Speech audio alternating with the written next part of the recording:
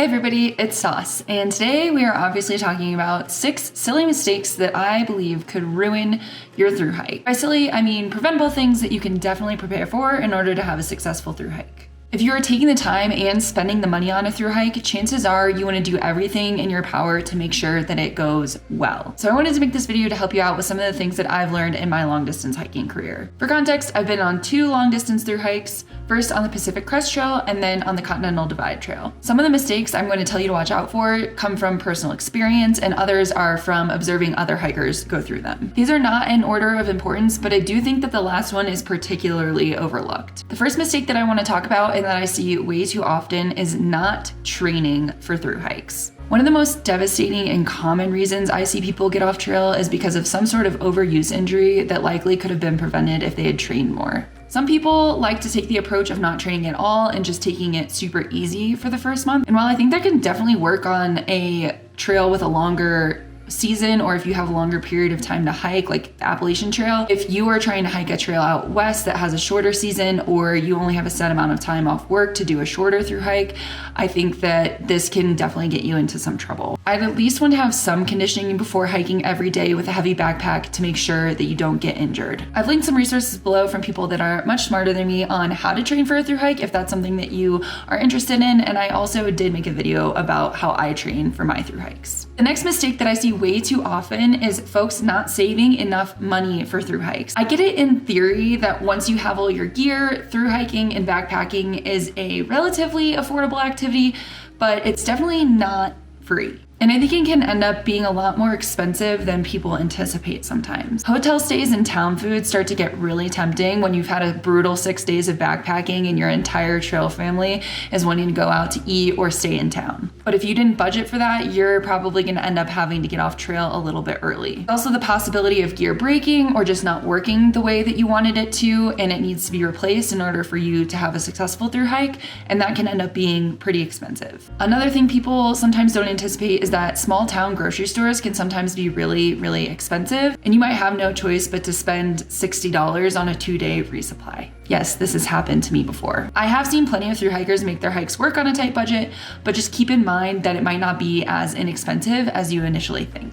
I do have a video that goes over exactly what I spent on the CDT if you're interested, and I'll also link some other resources in the description of this video because I know everybody spends a little bit differently on trail and you might not have the same approach that I have. Another thing to keep in mind is that you'll likely want a little bit of cushion for your life expenses when you return from trail, for things like the first month deposit on a new apartment or just a little bit of money to get you by until you start a new job. So don't forget to keep those in mind as well. The next mistake I want to talk about isn't necessarily always hike ending, but it can definitely lead to some uncomfortable moments and some readjustments of expectations. And that mistake is either talking somebody into thru hiking with you that might not really want to, but you had to do a lot of convincing because you didn't want to go alone, or committing to thru hiking with someone that maybe just isn't the right fit. Or worst of all in this category is never thru hiking at all because you're waiting for someone to go with you. You may be best friends with somebody in real life, but the stressors of backpacking and specifically thru hiking can put more strain on a relationship than you might think. I get why people want to start thru hikes with another person. It can make it less intimidating and also make it more comfortable for your friends and family at home, but it's not always the best idea. This is coming from someone who did an entire thru hike with a partner successfully. But beforehand, we had a lot of conversations about tough decisions and what might happen on tough days on trail. For example, we talked a lot about what we would do if one of us wanted to quit or one of us got injured to the point where they couldn't continue. And those are things that you might not anticipate, but people might react very differently to them. It also didn't hurt that we had met thru hiking and had about 1,000 miles of hiking experience together.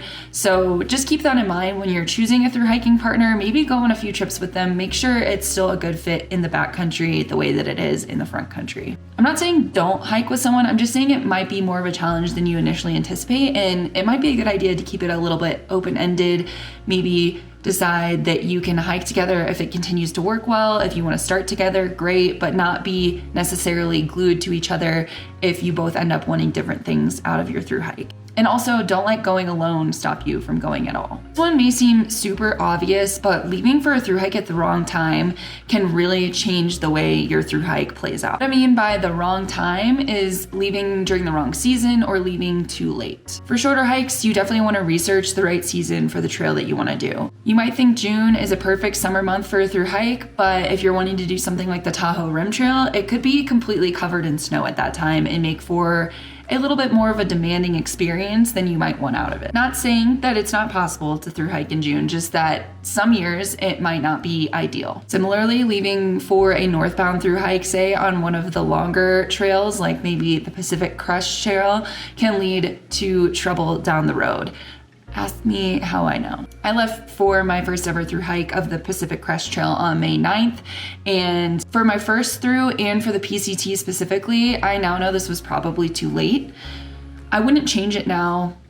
Many wonderful things happened because I started at that time, but I definitely ended up having to alter my hike at the end due to snow. This next mistake sort of loosely fits with not training, and that is wearing the wrong shoes or not testing them properly before you leave. Wrong shoes can be a minor thing if you catch it and address it early enough, so don't panic too much about this one, but it's definitely worth putting in some groundwork, pun intended, before you leave. Mostly, the wrong shoes can turn into a big mistake when you try and power through the pain and keep wearing them. Wrong shoes can lead to injuries, sometimes as bad as stress fractures, which obviously could mean some extended time off trail or at worst a thru hike ending injury. Sometimes turning shoes into the right shoes is as simple as training with them before your thru hike. If you go too hard too soon, you might think that they don't work for you, but it might just be that your feet needed time to adjust. So try and do shorter hikes at home before going into 15 miles a day with a heavy pack on your back in your shoes.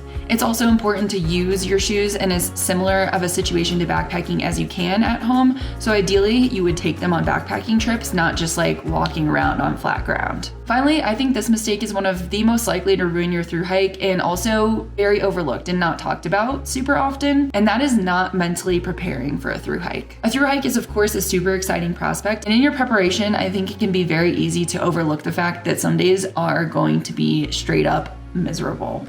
If you're anything like I was leaving for your first thru hike, you're probably even looking forward to the miserable days. I was like, give me everything, give me a challenge.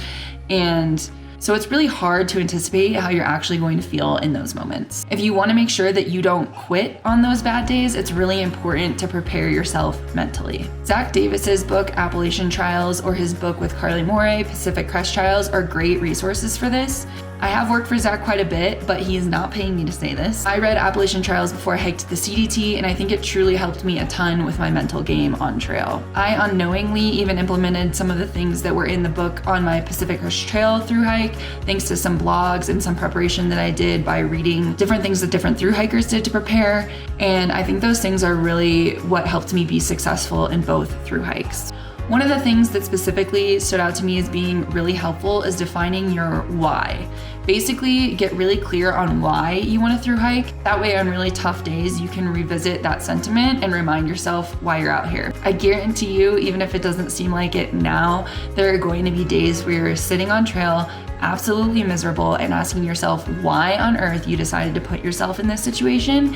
And it's really helpful to have that concrete answer in those moments. This is thru hiking. It's kind of gnarly out there. So fun. It's only like, well, we got in the tent at like 5:30. And 6:45 now.